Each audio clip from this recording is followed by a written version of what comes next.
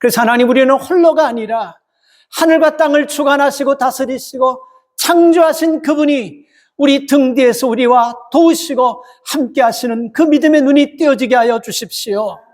그래서 하나님, 지금 우리가 당면한 우리에게 있는 하나님 그런 소소한 문제들, 그런 문제들에게 하나님이 가려지지 않도록 우리의 믿음이 띄어지고 우리의 귀가 열려지고 마음이 열려져서 하나님의 위대하심과 능력을 경험하고 체험하는 믿음의 종들 되게 하여 주시옵소서. 주님, 이 말씀이 믿어지고 들려지고 깨달아지고 우리 심령 속에서 우리의 삶을 변화시키는 살아있는 말씀 되기를 원합니다. 함께 하실 하나님을 소망하면서 예수님의 이름으로 기도 올려옵나이다. 아멘. 내년 3월 1일이 되면 한국이 일본으로부터 해방된 횟수가 80년 되는 해입니다. 그 일본을 굉장히 지금도 싫어하는 한국 분들이 굉장히 많아요. 영국의 한 기자가 한국에서 한 15년을 특파원으로 있으면서 자기 나라로 돌아가면서 이런 짤막한 글을 하나를 사설에다 남겼습니다. 지금 세계는 일본의 경제에 다 위축되어 있고 일본의 그 경제에 다 두렵고 떠는데 지구상에서 일본을 무서워하지 않는 딱 한 나라가 있다고 한다면 한국입니다. 그만큼 그 나라 국민들은 한국에 대해서 굉장히 좋지 않고 다른 나라는 모르지만 한국은 꼭 이겨야 되겠다는 그런 마음을 가지고 사는 걸 보면 처절하기까지 합니다. 이런 글의 내용이었습니다. 여러분, 우리가 일본 사람들로부터 여러분 너무 많은 핍박과 어려움을 경험했던 시대의 그 분들은요, 그리고 그 경험 속에서 상처를 받았던 직접적인 부모의 그 자녀들도 굉장히 일본을 싫어해요. 그래서 이런 말들을 이런 무서운 말들을 아주 서스럼 없이 그렇게 해요. 세계 모든 지진대가 일본과 맞물려 있는 것은 우연이 아닐 겁니다. 원체 그 사람들이 참 악한 짓을 많이 했기 때문에 일본은 하나님께서 가라앉혀 버릴 것이고 일본은 지진으로 위기를 맞을 겁니다. 그런 얘기를 서슴없이 목사님들도 하시는 분이 있어요. 그리고 지금 후지산이 올해 터지냐, 이번 달에 터지냐, 내년에 터지냐, 100% 터지는데 언제 터지냐. 그래 터지면 이 위력은 우리가 상상을 초월할 정도로 일본에 심각한 타격을 줄 것이라고 이렇게 생각합니다. 그래서 일본을 싫어하는 분들은 굉장히 그것을 원하고 바랍니다. 사실 여러분, 일본이 한국말을 그렇게 어렵고 힘들게 한 것이 아닙니다. 중국인이 쓴 소설을 한국 사람이 번역했는데 난징 대학살이라는 그 소설은 과히 어지간한 강심장 아니면 못 읽을 정도로 정말 무서운 내용들이 거기다 들어가 있어요. 난징 대학살 사건 하나만 딱 보면요, 일본이 중국을 점령하고 딱 4주 만에, 그러니까 날짜로 따지면 42일 만에 36만 명을 죽였는데 우리가 감히 표현할 수 없을 정도로, 상상했을 정도로, 이거 일본 사람들은 점잖고 정직하고 깨끗한 것 같은데 무지무지하게 무섭게, 그야말로 책을 읽다가도 닭살이 돋을 정도로 그렇게 잔인하게 죽였다고 합니다. 36만 명을 4주 만에, 6주 만에, 그러니까 42일 만에 죽이려고 하면 하루에 몇 명을 죽여야 되냐면 계산해 보니까요, 8,572명, 8,500명을 하루에 죽여야 되는데 어떻게 죽였냐면요, 여러분 믿기지 않을 정도로 사람을 세워놓고 칼을 가는 거예요. 중국 사람을 딱 세워놓고 기절도 안 시키고 칼을 갈아가지고 그 잘 갈린 칼 가지고 시합을 하는 거예요. 누가 목을 깨끗하게 다 끝내. 사람이 할 짓이 아니잖아요. 그죠? 팔을 끊어내는데, 다리를 쳐내는데 한 방에, 이 사람 살이 여러분 어지간한 세게 칼질하지 않으면 뼈가 있기 때문에 잘 안 됩니다. 그렇게 잔인하게 하루에 8,700명 정도를 죽이면서 36만 명을 40일 만에 죽였어요. 그러니까 중국 사람들이 여러분 일본을 사실 경제적으로 군사적으로는 압도당하지만 사실 두려워하는 것은 바로 여기에 있습니다. 일본 사람들이 그 숨겨진 잔인함은 그 중국 사람들에게도 공포의 대상이 되는 거예요. 우리나라도 여러분 보세요. 우리나라의 일본 역사학자 박경식 교수가 쓴 그 글에 보면요. 한국 사람들이 일본에게 당한 것은 상상을 초월할 정도로 당해. 그 후유증은 지금도, 그리고 그 후유증은 역사가, 일본이라는 역사가 사라지기 전까지는 그 후유증은 한국과 일본은 끝나지 않을 것이다. 이렇게 얘기를 했어요. 밥그릇, 숟가락, 노동력, 여성들 다 착취가 버렸지 않습니까? 이루 말할 수 없이 고통을 주고 핍박을 줬어요. 그런데 여러분 그것보다도 더 잔인한 것이 뭐냐면요. 한국 사람들에게 모멸감을 줬어요. 자존감을 깨버렸어요. 이름을 바꿔버렸어요. 전부 다 호족, 국적을 다 바꿔버렸어요. 그래서 그 당시는 여러분 조선인이었다고 이런 거 없어요. 다 일본으로 그냥 강제 돼버린 거예요. 그 정도로 악했습니다. 그래서 일본 사람들은 한국 사람들을 세뇌하기를 조선인들은 맞아야지 사람 된다고 하는 그것 자꾸 인식시켰어요. 그리고 조선인들은 엽전이라고 스스로 얘기하라고 했습니다. 조선인들은 안 된다고 단합하지 못하는 그런 사람들하고 자꾸 자존감을 깎아내렸습니다. 그래서 그 당시 목사님들이 그것을 보고 여러분 설교한 내용들의 그 공통점은 뭐냐면 조선이여 일어나라 해서 조선이여 깨어라, 조선이여 자존감을 회복하라 이러면서 여러분 목에 피가 나도록 외쳤던 설교들이 그런 설교들이 대부분이었습니다. 여러분 우리가 살아가면서 하나님 앞에 이런 받는 것을 우리는 은사라고 합니다. 예수 믿는 사람들이 은사라고 해요. 어떤 사람은 돈 버는 은사를 받아서 돈을 많이 벌고 어떤 사람은 참 고운 음성을 가져서 찬양하면서 성도들의 마음을 여는 아름다운 음성을 가지고 있고 또 어떤 사람은 참 남을 겸손하게 섬기는 그런 은사들을 가지고 있어요.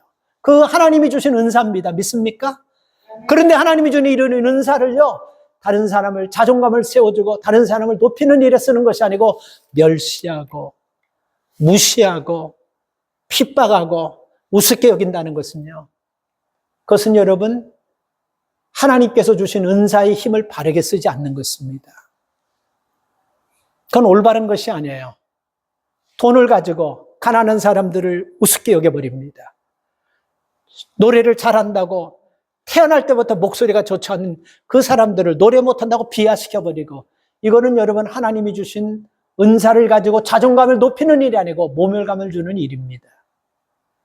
또 하나 모멸감을 주면 안 되는 이유도 모멸감을 받으면 안 되는 이유도 이유가 있습니다. 모멸감을 자꾸 받는 사람은요 위축되게 돼 있어요. 여러분들은 모르지만 모멸감 받아본 분들은 알 거예요. 굉장히 위축되게 돼 있습니다. 그래서 모멸감을 자꾸만 받으면요 사람들이 이 안에서부터 폭력적으로 만들어지는 성향이 되는 거예요. 폭력적이 되는 거예요. 그래서 모멸감을 많이 받은 사람은요 자기에게나 남에게나 그게 튀어나올 때는 상당히 무서운 폭력의 모습으로 튀어나온다는 것입니다. 그래서 살아가면서 여러분 많은 사람들을 모멸감 줘서 힘들게 만들고 실망시키고 그리고 아프게 하는 것은요 우리가 아무리 예수를 잘 믿고 오래 믿어도 하나님이 기뻐하지 않는 믿음의 삶이라는 것을 꼭 명심하시기 바랍니다.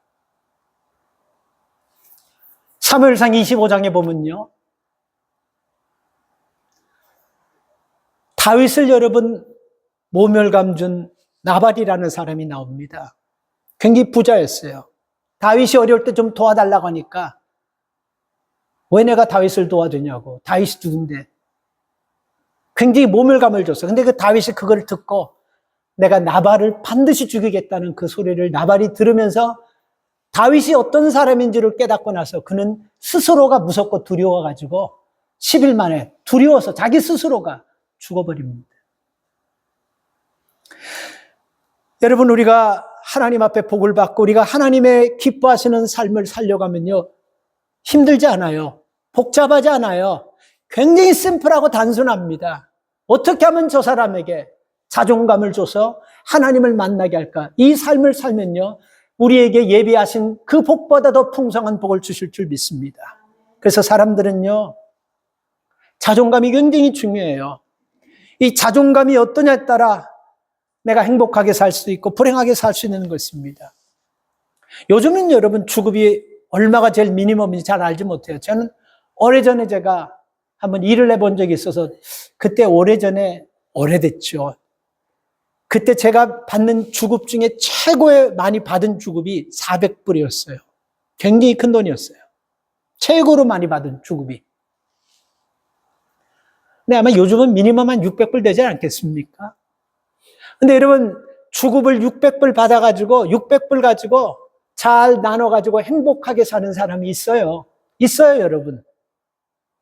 그런데 여러분 주급 세게 받는 분들은 얼마나 받는 줄 아세요? 제가 아는 사람은 주급 한 주예요. 6,000불꼴을 받아요. 뭐 여러분들도 아실 거예요. 6,000불 정도 수준으로 한 주에 주급 받아요. 상당히 많이 받죠, 그죠? 이게 힘든 얘기입니까? 우리 생활과 영 동떨어진 얘기고 이게 맞지 않는 얘기 같아요. 6,000불 받는 사람 많아요. 연봉이 20만 불 넘으면 6,000불 넘어버리잖아요. 많습니다. 6,000불 받고도 여러분 불편하게 불행하게 원망하며 사는 사람이 있어요. 좀 더 쉽게 표현해 볼게요. 우리가 한국 가게에서 여러분 칼 비행기를 타고 퍼스트 클래스가 제가 알기로는 한 2만 불이 넘는 것 같아요.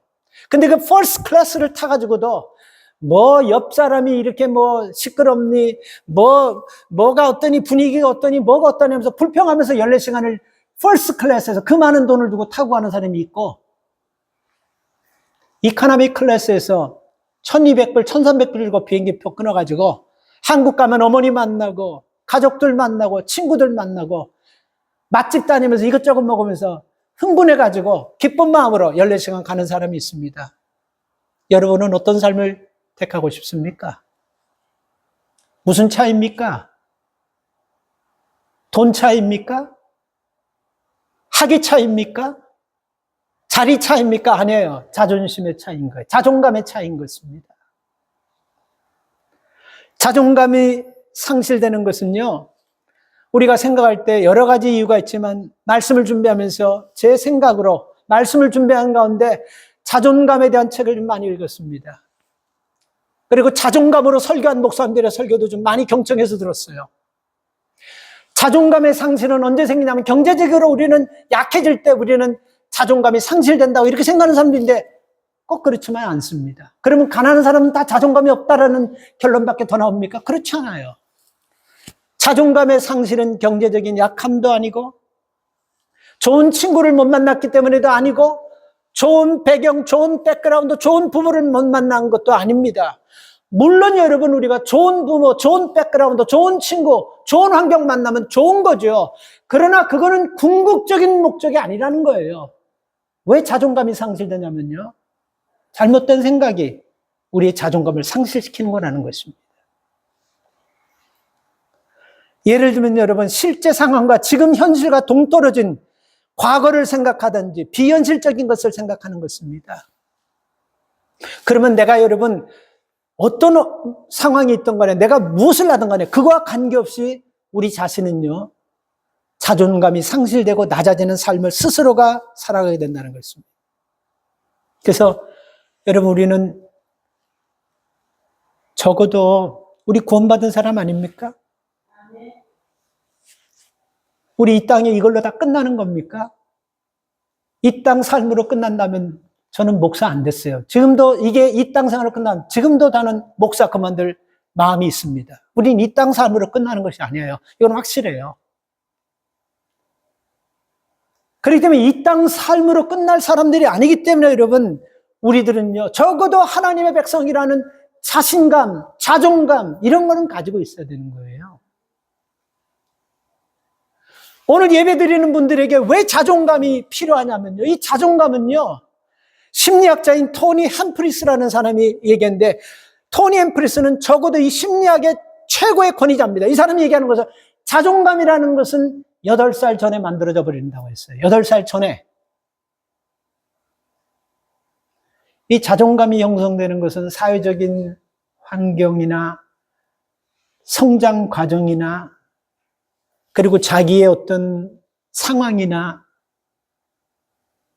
이런 것들이 영향을 끼치는 것은 사실이라고 합니다. 그런데 결정적인 영향은 아니라는 거예요. 토니 앰프리는 적어도 이 결정적인 영향은 어디서 나오냐면 부모의 성향에서 나온다고 했습니다. 70% 이상이 부모가 자존감이 있고 부모가 이런 마음을 가지면 그 자녀들이 대부분이 자존감 있는 자녀로 태어난다는 거예요. 그 자존감 있는 자녀로 성장한다는 것입니다. 그래서 자존감이 있는 사람들의 공통점은요, 애고 어른이고 몇 가지 공통점이 있는데 적극적이라는 것입니다. 극복력이 굉장히 빠르다라는 거예요. 환경이 대응하는 것이 굉장히 빠르다라는 거예요. 긍정력이라는 것입니다. 그래서 여러분, 우리가 예수를 믿고 믿음 안에 사는 우리 부모들이 먼저 내가 하나님의 백성이고 하나님이 내 생사복을 책임지시고 내가 하나님과 함께 있고 하나님이 나를 24시간 365일 불꽃 같은 눈으로 지키신다는 이 믿음 있는 사람들이 여러분, 우리가 자존감이 있게 되고 이 자존감이 우리 자녀들에게도 자존감 있는 자녀로 만들어줄 줄 믿습니다. 그러면 여러분, 우리가 어떻게 하면 이런 자존감 있는 그리스도인으로 살 수 있을까? 몇 가지 여러분들과 좀 본문을 통해서 좀 나누려고 합니다. 첫째, 여러분 이런 마음 가지세요. 누가 뭐라고 해도 나는 그리스도 안에 새로운 피조물이다. 믿습니까?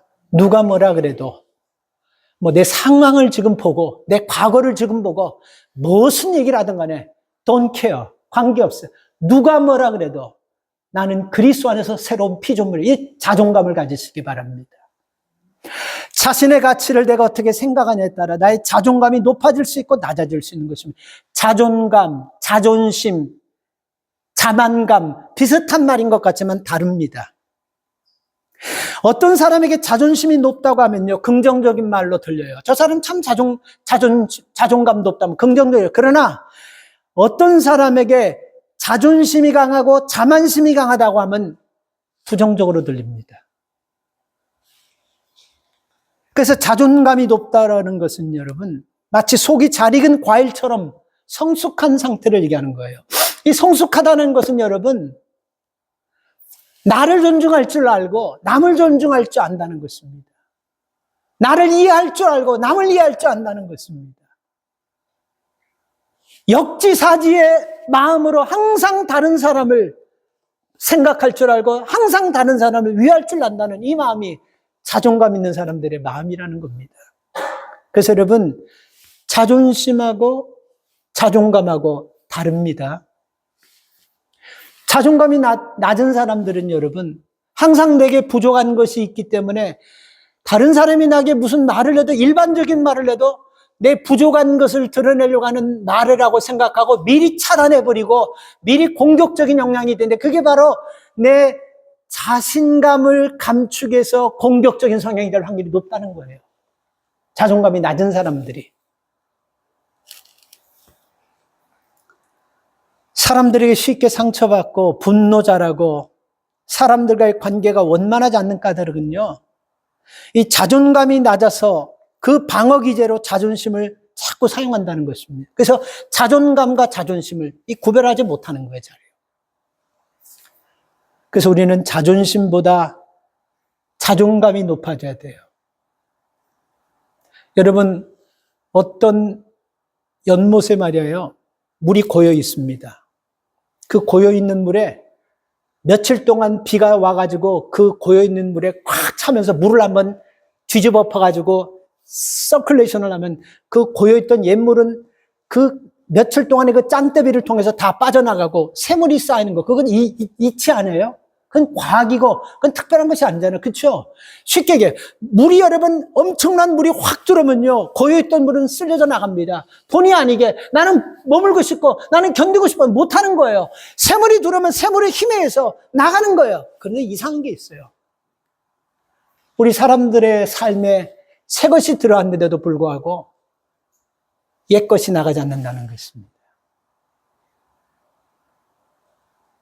새 것이 들어왔는데도 불구하고 옛 것을 쓸어내버리고 새 걸로 새 단장하고 새롭게 해야 되는데, 옛 것을 그대로 두고 오히려 이 새 것을 해석하고 걸릴 것 걸르고 내 마음대로 하고 내 좋은 대로 여러분 받아들인다. 이거는 합리적으로 사는 것 같다고 말은 하지만 합리적이 아니고 합리화시키는 행동인 것입니다. 그래서 우리 삶 속에 새 것이 들어오면 여러분 옛 것은 버려져 나가야 되는 것입니다. 그 버려져 나가지 못하기 때문에 여러분 우리의 자존감이 머무는 거예요. 중요한 말씀입니다. 우리 자존감이 그래서 머무는 거예요. 또 하나 자존감이 여러분 우리 속에 머물게 하는 이유 중에 하나는 뭐냐면요. 우리 자녀들을 키우면서 우리 자식들에게 너는 이것도 못하고 너는 저것도 못하고 너는 거짓말도 잘 시키고 너는 공부도 못하고 너는 뭐 도대체 뭐 할래? 너는 우리가 이렇게 자식들이 자꾸 너는 이것도 못하고 저것도 못하고 자꾸 그런 얘기를 들은 애들은요. 엄마 아버지는 말만 했지만 그 아이들은 그것들이 쌓여가지고 그 속에 있는 자존감을 자꾸만 다운시키는 거예요. 그래서 그 아이들이 우린 자존감 뭘 하려고 그래도 나는 옛날부터 엄마 아빠가 얘기할 때 난 이것도 하면 안 되고 저것도 못하니까 이것도 못하니까 그래서 아이들이 트라이 하려는 마음 자체가 없어져 버리는 것입니다. 그리고 우리가 살다 보면 본의 아니게 가정에서도 그렇고 사회에서도 그렇고 상처 같은 거 받지 않습니까? 그죠? 이 상처를 통해서 우리 자존감이 떨어지기도 한다는 것입니다. 어떤 분들은 젊었을 때 과거에 한 번의 실수가 그게 여러분 그 사람을 끝까지 잡아가지고 환경도 달라지고 삶도 달라지고 새롭게 달라지고 모든 것이 달라진다고 그러고 옛날에 한번 실수, 옛날에 한번 그 상처, 옛날에 한번 그 아픔에 잡혀가지고 헤어나지 못하는 사람들, 자존감이 떨어지는 사람입니다. 그러나 이거 아십시오. 우리 예수님께서 우리를 위해서 십자가에 돌아가실 때는요. 우리의 허물, 우리의 옛날 습성, 우리의 옛날 악함, 우리의 실수, 상처 다 지시고 예수님 십자가에 못 박혀 돌아가셨음을 믿으십니까? 그래서 고린도후서 5장 17절 말씀은 누구든지 그리스도 안에 있으면 새로운 피조물이다라고 하신 거예요. 우리는 새롭게 된 사람입니다.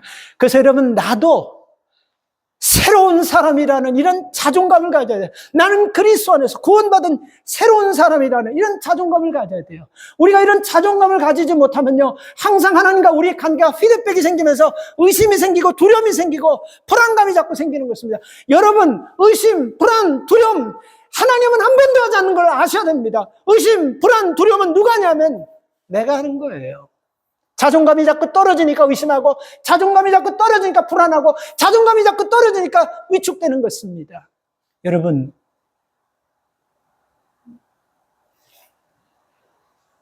야곱이 여러분 집에서 사기치고 도망갔다고 해서 하나님 버렸습니까? 욥이 전 재산을 도적대들이 다 싹 쓸어갔고 자식 다 죽고 불행해졌다 그래서 욥이 거지가 됐다 해서 하나님 버렸습니까? 요셉이 감옥에 갔다고 해서 하나님 버렸습니까? 아니에요. 버리지 않습니다. 왜 안 버리는 줄 아세요? 내가 하나님을 택한 것이 아니고 하나님이 나를 택했기 때문에 버릴 수가 없는 것입니다. 자식은 부모 버릴 수 있어요. 자식은 부모 버릴 수 있어요. 근데 부모는 자식을 못 버립니다. 왜? 내가 낳기 때문에 못 버리는 거예요. 하나님 우리 버리지 않습니다. 이런 자존감을 가지시기를 주의 이름으로 축복합니다. 그래서 오늘 본문에 보면요. 이스라엘 백성들에게 뭐라고 얘기했냐면 14절 이 지렁이 같은 야곱아라고 얘기해요. 지렁이. 새 번역을 보니까 이 벌레 같은 것들아. 새 번역은 더 아주 확실하게 센 메시지예요. 벌레 같은 것들아. 이렇게 얘기해요. 이 지렁이는 평소 흙 속에 숨어서 흙을 내치며 먹고 삽니다. 그러다가 날씨가 굽고 비 오고 그러면 나타나요. 이 약하다는 것입니다. 햇빛을 보면 바로 그 자리에서 말라 죽습니다. 그래서 여러분 지렁이는 눈도 코도 귀도 아무것도 없어요. 딱 하나 입밖에 없어요. 그래서 먹는 것 하나는 아무것도 못해요. 할 수 있는 것이 무력하고 무기력합니다. 아무것도 못해요. 그저 할 수 있는 것이 누군가 와서 나를 밟으면 지렁이가 할 수 있는 게 뭐예요? 꿈틀하는 그거는 아무것도 할 수 있는 것이 없어요. 이렇게 약한 것이 이스라엘이라는 겁니다. 근데 이들이 지금 포로가 되었어요. 그리고 이들이 다 잃어버렸습니다. 언제 해방될 줄 모르는 가운데 있습니다. 무기력하고 무능력한 이런 지렁이와 같다고 이스라엘 백성을 얘기하고 있는 것입니다. 아무도 여러분 이스라엘을 구원해주고 도와줄 그런 나라는 하나도 없습니다. 여러분, 우리가 이렇게 되면요, 사람들이 위축될 수 있고, 이 상황이 되면요, 사람들이 자존감 잃어버릴 수가 있어요. 제가 가끔 표현하지만, 옛날에 월남전쟁에서 월남산들이 나라 잃어버리고 나서 캘리포니아 쪽에서 갱단들이 많았던 이유가 젊은이들 뭐냐면, 소망이 없는 거예요. 나라는 없으니까, 그냥 우리끼리 모여가지고 언어 통하는 사람들끼리 모여서 갱단질이나 하고 마피아질, 그러면서 소망이 없어요. 그래서 걔들이 사고를 무척 많이 쳤습니다. 나라가 없어지면 불행해지는 거예요. 아무도 도와줄 사람이 없는 거예요. 그렇기 때문에 이런 연약한 자들을 하나님께서 지렁이 같은 자들이라고 얘기하는 것입니다. 그런데 하나님께서 이들에게 뭐라고 말씀하셨냐면 8절 말씀 보면요, 나의 종이며 나의 택한 벗이다 라고 얘기했다라는 것입니다.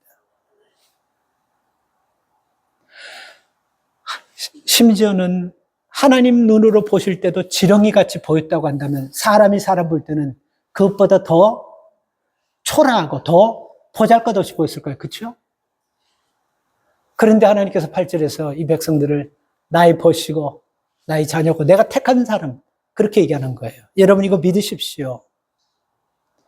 그래서 우리는 누가 뭐라 해도 하나님의 자녀고 하나님의 택한 백성이고 세상 천지를 주관하시고 창조하신 그 하나님이 우리 하나님이라는 이걸 믿어야 됩니다. 그래야지만 우리가 믿음 안에서 예수 믿는 사람의 적어도 세상 자존감이 아니고 예수 믿는 사람들의 자존감이 세워지는 거예요. 이 자존감을요, 우리 자녀들에게도 꼭 가르쳐 주시고 전달할 수 있기를 축복합니다. 민수기 27장에 보면요, 슬로보앗이라는 지파가 나옵니다. 가문이라고 얘기하겠죠. 민수기 27장은요, 이스라엘 백성들이 가나안 땅에 들어가면 땅을 이제 분배받는데 모세가 지파 족장들에게 땅을 분배해줘. 근데 이게 중요한 것은 아직까지 가나안 점령 안 됐어요. 민수기 27장 아직까지 들어가지 않았습니다. 그런 가운데 하나님께서 믿음으로 모세를 통해 각 지파에게 다 나. 근데 그 지파 중에 슬로보앗이 속한 지파가 있었어요. 근데 그 지파에서도 땅을 얻어가지고 나눠주기 시작하는데 다 나눠주는데 딱 한 가정이 빠져버렸어요. 무슨 가정이냐면 슬로보앗 가정이 빠져버렸어요. 그래서 슬로보앗 가정이 왜 빠졌냐면 땅을 받을 수 있는 남자가 없는 거예요. 그 당시 여러분, 남자가 없으면 땅을 받을 수가 없습니다. 그러니까 땅을 못 받으면요, 여기서 1년 살다가 절로 옮기고 여기서 살다가 여기 저기서 또 얼마 가다 이렇게 평생을 왔다리 갔다 하면서 평생 이렇게 여러분 유리방황하면서 살아야 되는 거예요. 그러니 여러분 얼마나 억울합니까? 근데 무슨 슬로보앗이 국가의 나쁜 짓을 저질렀다든지 하나님을 원망하고 하나님에 대항했다든지 뭐 이런 일이 하나도 없어요. 굉장히 건강한 가정입니다. 그런데 단지 아들이 없다는 이유만으로 다 땅 받는데 우리는 땅을 못 받으니까 슬로보앗의 5딸이 모세를 찾아와서 얘기합니다. 이거 정정해 주십시오. 우리 아버지가 무슨 범죄한 것도 아니고 이 나라에 역적질을 한 것도 아니고 왜 우리가 땅을 못 받습니까? 단지 딸 때문에, 딸이기 때문에 못 받는 것은 생사복은 하나님의 손에 있는 것인데 이거는 하나님께 맞지 않습니다. 이 얘기를 딱 듣고 나서 모세가 최종 결정을 거기서 율법 가지고 딱 내리는 게 아니에요. 그리고 지금 여론이 이루고 그리고 전통을 내려오면 남자가 아닌 사람은 재산을 물러 이렇게 하지 않았고 모세가 민수기 27장에 기도합니다. 그때 모세가 기도하고 나서 민수기 27장 7절에 보면요, 하나님께서 앤서하시고 말씀 주는데 슬로보앗의 딸들의 맞다라는 말씀을 주는 거예요. 슬로보앗의 딸들의 말이 맞다라는 말을 주는 거예요. 여러분 보세요 한번요. 가만히 보면 여러분, 가만히 있었으면요, 그들은 땅을 못 받고 유리방황하면서 살 수밖에 없어요. 여기서 1년, 여기서 1년 이렇게 왔다리 갔다 평생을 살아갈 수 있는 불행한 사람입니다. 그런데 어디서 그런 용기가 났냐면 바로 슬로보앗 5딸들에게 자존감이 있었던 거예요. 아, 왜 딸들은 못 받습니까? 왜 딸들은 하나님 백성 아닙니까? 그런 말은 성경에 없습니다. 그거 찾으려고 또 시험 들지 마세요. 그런 말은 제가 그 행간과 행간 사이에 아마 이렇게 해서 그렇게 말 설명하는 거예요. 아마 모세한테 가서 이렇게 다져야 아니, 남자, 여자, 그거 우리 마음대로 할 수 있습니까? 하나님께서 생명 주는 대로 난 건데, 남자를 또 이러면 다 하나님이 자는데 왜 우리가 못 받아? 아마 이렇게 따졌을 것 같아요. 그런데 여러분, 이렇게 따지지 않고 가만히 있어서 그들은 땅을 못 받는 거예요. 근데 이렇게 따져가지고 그들이 땅을 받게 됩니다. 근데 어디서 이런 용기와 결단력이 났을까? 그 말씀을 보면서 슬로바스는 죽었지만 그 딸들에게 자존감을 심어주면서 키우지 않았나 이런 생각이 들어요. 여러분, 딸 5 있으면요, 이거 설명이 안 되는 거예요. 해석이 안 되는 거예요. 옛날에는 남자만 카운트했습니다. 여자들은 카운트 안 되는 거예요. 이게 그 당시 문화를 보면요, 여자는 취급을 하지 않았어요. 이 카운트가 대상이 안 되는 거예요. 오히려 집의 재산으로 가축할 때 이거 몇 개, 이거 몇 개, 그렇게 소속된, 그러니까 취급을 안 했던 시대입니다. 이런 시대 속에서 여러분 어떻게 이럴 수 있냐 하면 딱 한 가지예요. 그 아버지가, 그 부모가 딸 5 놓고 질려버린 것이 아니고 자존감을 가지고 최선을 다해서 여러분 키운 것 같아요.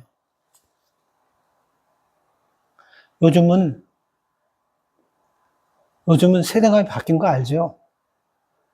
딸 3 낳으면 존경스러워요. 그리고 그분도 여러분 어깨를 탁 펴면서 이렇게 다녀요. 옛날에는 숨도 못 쉬고 딸을 둘만 해도 이거 막 그냥 죄인 것처럼 우리 장모님이 그러더라고요. 계속 딸만 나다가, 그러니까 장모님, 그 할아버지께서 그 2번째 딸 낳고 난 다음에 좀 쉬려고 하니까 뭘 쉬냐고 빨리 밭에 나가서 할 일이 많아 그러더래요. 그리고 3째 여러분 아들을 낳으니까 야, 이것 갖다 줘라, 저것 갖다 줘라. 그걸 계속해서 그러시대요. 그래서 장모님 그거에 굉장히 마음의 상처를 많이 받았다고 합니다.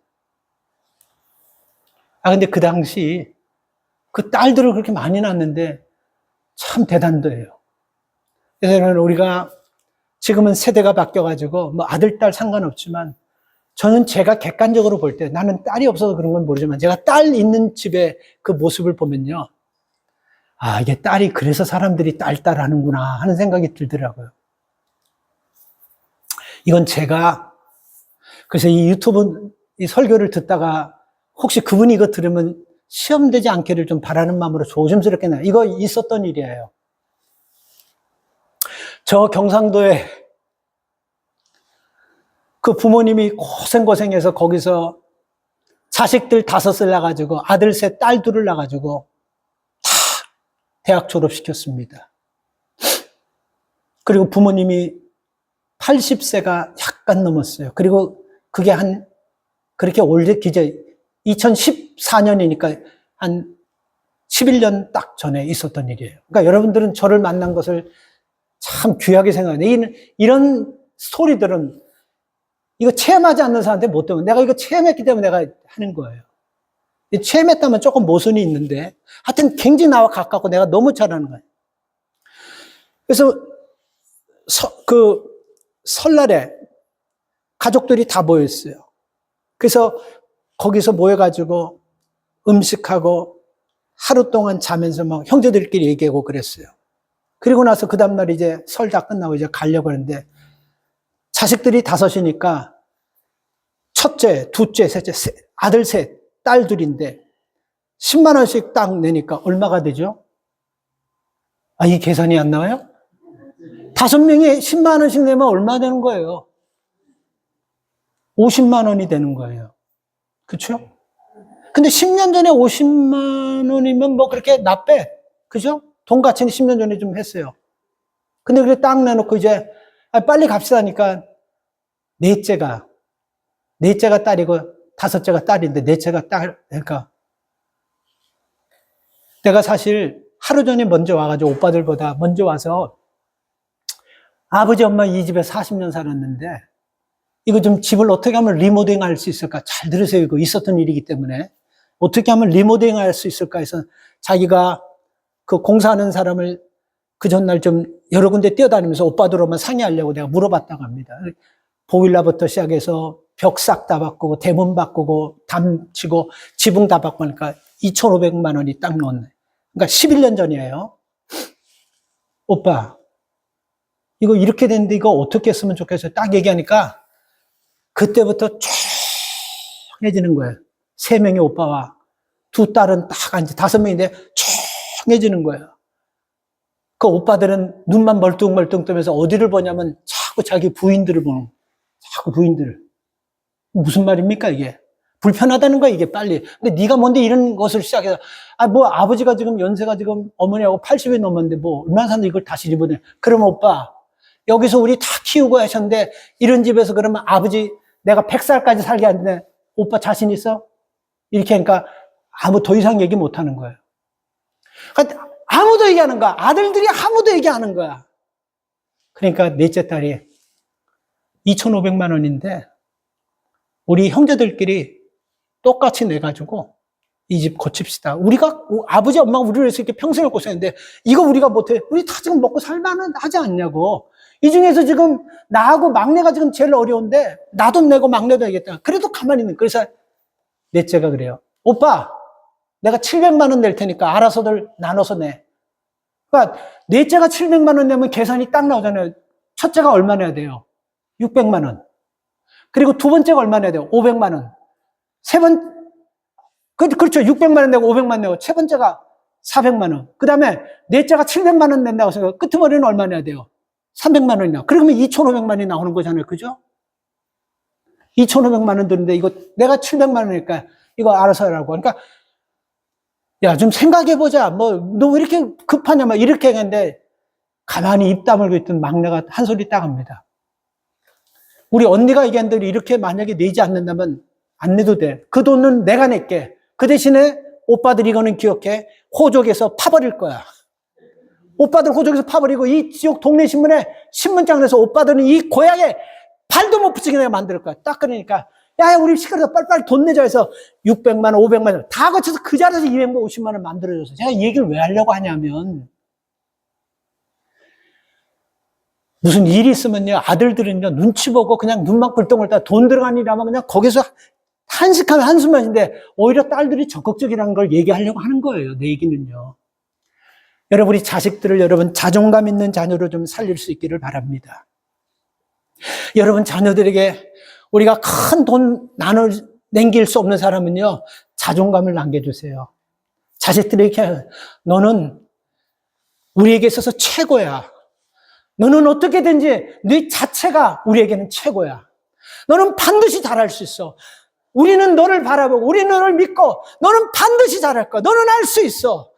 우리는 너를 믿어. 너는 이런 자존감 있는 얘기를 자꾸 해주시기 바랍니다.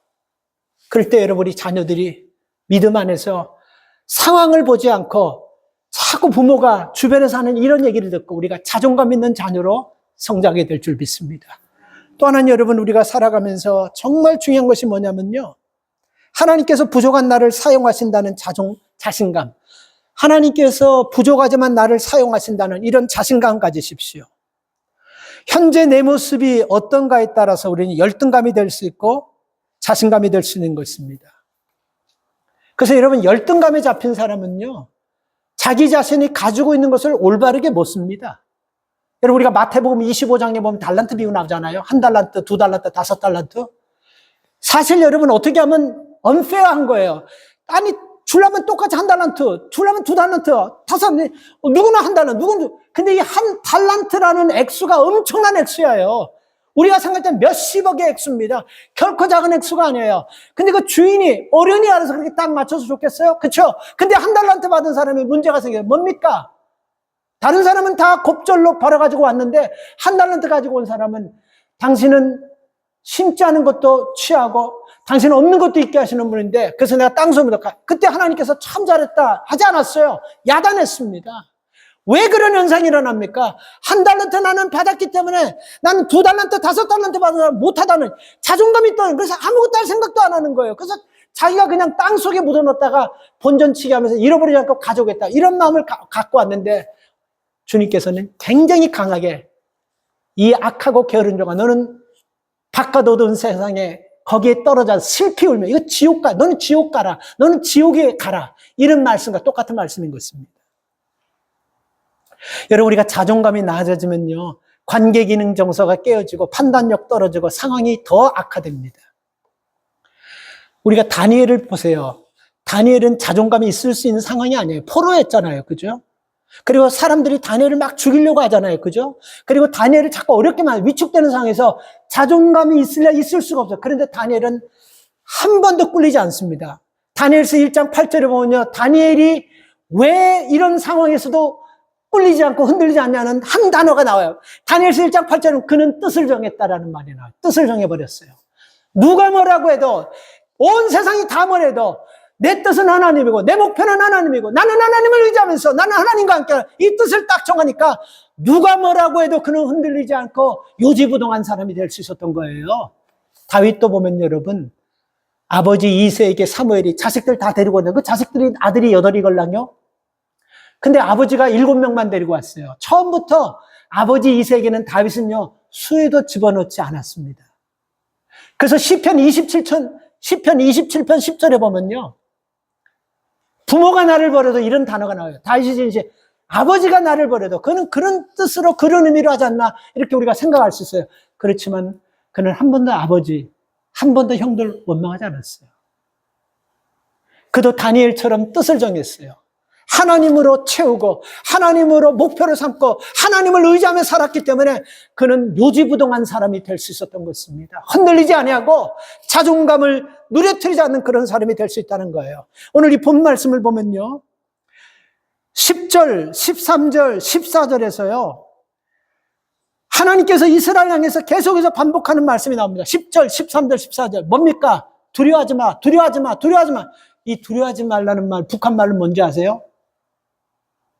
북한 말로? 상스러운 말 절대 아니에요. 북한 말로 하면 쫄지 마라는 거예요. 쫄지 마! 동무 쫄지 말라고. 이게 북한 말이에요. 두려워하지 말라는 말. 이게 북한에서는 이게 정식 용어예요. 우린 쫄지 마 하면 좀 상스럽게 되는데 계속해서 하나님께 말, 쫄지 마! 쫄지 마! 쫄지 마! 왜 이런 얘기하는 것입니까? 10절, 13절, 14절에서 이유가 나와 있어요. 내가 너희 하나님이 되고 내가 너희를 지킬 것이고 내 의로운 손을 붙잡을 것이고 내가 너를 도울 것이고 내가 너를 지켜. 이렇게 말하니까 쫄지 말라는 거예요. 이렇게 말하니까 두려워하지 말라는 거예요. 이런 말씀을 주시는 거예요. 그래서 우리가 왜 두려워하지 않아야 되냐면 하나님이 10절, 13절, 14절 하나님이 함께 하실 것이고 내가 너를 지킬 것이고 내가 너를 도울 것이고 내가 너와 함께 하라. 그래서 하시는 말씀이 11절, 12절에 보면요, 그들을 괴롭히는 자들은 오히려 수치와 욕을 당할, 그들이 이스라엘을 괴롭히는 자는 오히려 수치와 욕을 당할 것이라고 얘기하고 있습니다. 이스라엘 백성과 다투는 자들은 결국 멸망할 것이고 이스라엘을 때리는 자는 그들이 맞을 것이라고 11절, 12절 그 말씀하는 것입니다. 사랑하는 여러분, 지금 우리가 살아가면서 여러분 나름대로 이게 우리 집에 가장 큰 십자가고 가장 큰 문제다라고 생각하는 거 있죠? 하나씩 다. 경제적인 문제일 수 있어요.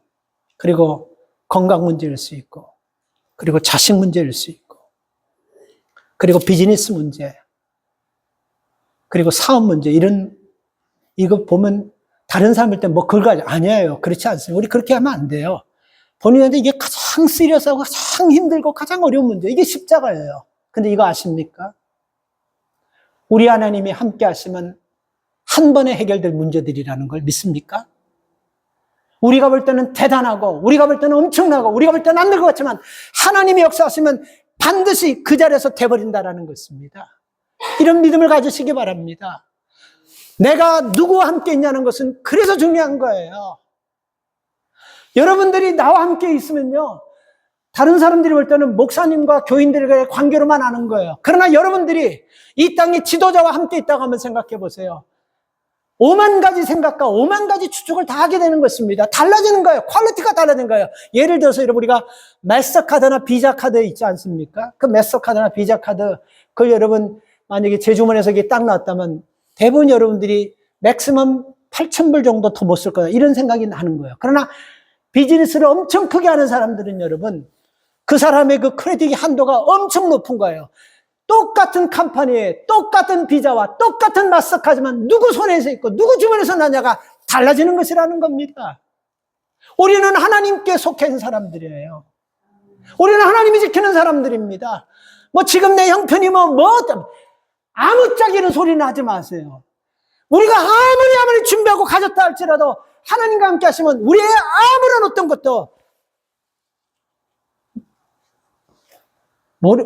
모래알 하나하고도 비교할 수 없는 거예요. 내가 볼 때는 세상 천하를 다 쥐고 있다 할지라도 뭐 만수르가 뭐 2천 몇백 조 갖고 있다 해도 하나님 앞에 딱 쓰면요, 그 모래 하나하나도 만수르, do you know 만수르? 만수르 몰라요? 이름도 난 그 이름, 만수르. 세계에서 제일 부자. 그 엄청난, 그런 사람이 하나님 앞에 아무것도 아닌 것입니다. 하늘과 땅과 온 우주 만물의 주관자 되시고 통치자 다스리 그분이 여러분 우리와 함께 있는데 왜 우리가 주눅 들고 왜 우리가 기가 약합니까? 하나님께서 나와 함께 하심을 믿으시고 하나님께서 나 같은 자라도 쓴다는 것을 우리가 기억하셔야 우리 자존감이 살아날 줄 믿습니다. 마지막으로 내 인생은 반드시 좋아질 것이라는 자신감. 왜 여러분 우리가 이런 자신감을 가지냐면요. 우리가 무슨 가능성이 있기 때문에 얘기하는 거 아니에요. 가능성 보고 얘기하는 거 아닙니다, 여러분. 우리는 반드시 잘 될 것이나 이거는 가능성 보고 되는 것이 아니고 믿음으로 되는 줄 믿으시기 바랍니다. 어떤 사람이 잘 훈련된 사냥개 2마리를 데리고 밀림에 사냥을 나갔어요. 근데 여러분 사냥개들이 둘을 막 쫓아가더니 어떤 큰 나무 밑에서 막 그냥 짖기 시작하는데 그 사냥꾼이 막 달려와. 이게 뭔가 이 사냥만한 것이구나 했는데 딱 보니까 아니 개보다도 한 3배 더 큰 표범이 있잖아요. 표범이 뭔지는 아세요? 표범 고양이가 아닙니다. 호랑이하고 맞닥뜨는 사자하고 맞닥뜨는 큰 표범이 거기서 개가 막 짖으니까 아주 우습게 여기면서 저걸 어떻게 먹을까 이 생각하고 있는 거예요. 근데 사냥꾼이 막 쫓아오니까 아니 그 표범이 그 큰 집보다 몇 배인데 이 개가 왜 표범을 저렇게 이 개가 미쳤나 이게 하는 생각이 막 짖으면서 오히려 한번 와서 떼를 내려서 나하고 한번 맞짱 뜨자는 막 시끄러워 막 그냥 그 표범을 찢어서 죽이려고 하듯이 막 그 사냥개가 막 그렇게 짖더래요. 그래서 보니까 그 주인이 아니 이게 왜 이 개가 이게 진짜 이 무슨 겁이 없는 거야, 정신 없는 거야 생각 정도라는데 근데 여러분 왜 그런가 주인이 딱 알았다고 합니다. 왜 그런가? 이 개가 그렇게 짖을 수 있는 것은 내 주인이 나를 지켜줄 거라는 거. 이 메시지는 굉장히 깊은 메시지가 있어요. 이 사냥개도 이 주인이 나를 지켜준다고 이렇게 당당하게 자신감 가지고 지보다 몇 배. 사실 싸움은 안 되는 겁니다. 개 10마리가 달라든다고 그 큰 표범을 이기겠어요? 안 되는 거예요. 근데도 그렇게 짖는 것은요. 주인이 나를 지켜준다는 그 믿음 하나 가지고 짖는 거예요. 그러면 우리가 사냥개보다 못해서 썩었어요? 우리가 사냥개보다 못해가지고 이게 말이나 됩니까? 개도 사냥개 믿고 짖어대는데 우리가 여러분 하나님을 믿는데 왜 두려울 것이 뭐가 있습니까? 왜 두렵습니까? 없기 때문이 아니에요. 약하기 때문이 아니에요. 돈이 없고 배우지 못했고 건강하지 못 아무짝에는 조건이 안 됩니다. 왜 우리가 위축되냐면요. 왜 자존감이 없냐면요. 하나님이 나와 함께 하심을 모르기 때문에 그러는 것이죠. 그래서 15절, 16절 결론 말씀입니다. 이 15절, 16절을 보면요. 이스라엘이라는 말로 하지만요. 어떻게 보면 이것은 굉장히 깊은 의미가 있어요. 15절 보면 여러분 15절 보라 내가 너로 이가 날카로운 새 타작기계를 삼으리니 내가 산들을 쳐서 부스러게 잘 들으세요. 결론입니다. 잘 들으십시오. 이 말씀은 여러분 무슨 뜻이냐면 그 당시 국제 정세를 보면요. 바벨론이 세계 최강이었습니다. 바벨론을 중심으로 모든 나라들이 다 세워지고 그랬어요. 바벨론이 최강이에요. 누구도 그 바벨론을 이기겠다는 생각은 아무도 할 수 없는 가운데서 바사라는 조그만 나라가 태어나더니 신생국가 바사가 나오더니 이게 무섭게 그냥 가는 곳곳마다 전부 다 전쟁에서 다 이겨버리는 거예요. 그 당시 바사 왕이 뭐냐 고레스 왕입니다. 이게 그냥 뭐 나가면 전쟁하면 다 붙어서 이기는 거예요. 그러다 보니까 국제 정세가 바뀌어 버렸어요. 이제는 바벨론 중심으로 모이는 것이 아니고 바사 중심으로 모이기 시작했습니다. 그래서 여러분 이스라엘 백성들이 포로 가운데서 하나님 볼 때는 지렁이 같고 사람들이 볼 때는 초라하고 아무것도 아닌 것 같지만요. 하나님께서 이렇게 말씀하는 거예요. 그 강하다고 얘기하고 그 잘났다고 얘기하고 그 교만하던 그 바벨론을 작은 바사 나라를 통해서 그 작은 바사 나라를 이빨이 아주 잘 갈린 기계처럼 해가지고 바벨론을 내가 다 갈아버리겠다 이 말씀인 겁니다. 그래서 누가 이스라엘 백성을 해방시켜 줍니까? 바벨론 왕이 아니라 바사 왕 고레스가 이스라엘 백성을 해방시켜 주는 거예요. 기가 막힌 노릇 아닙니까? 16절에는 산 같은 것도 그 어떤 큰 것도 겨처럼 등개처럼 바람으로 날려버리겠다라고 얘기하고 있습니다. 그렇기 때문에 하나님께서 여러분 우리에게 두려워하지 말라는 거예요. 여러분들을 적을, 여러분들을 힘들게 하는 상황들을 두려워하지 말라는 것입니다. 그렇기 때문에요. 다시 한번 말씀드릴게요. 지금 우리의 당면한 문제 가지고 전전긍긍하지 마세요. 그거 하나님이 한 번만 개입하시면 한 타임에 모든 것들은 다 무너지고 모든 것들은 다 해결될 문제들임을 믿으십시오. 자존감을 가지십시오. 하늘의 하나님이 나와 함께 하시고 하늘의 하나님이 나를 지키시고 내 생사하고 의사 손에 있는 것이 아니고 하나님의 손에 있다는 걸 믿으시고 자존감을 가지세요. 이 자존감을 우리 자녀에게도 유산처럼 물려주는 여러분 되시기를 주의 이름으로 축원합니다. 하나님 은혜를 감사합니다.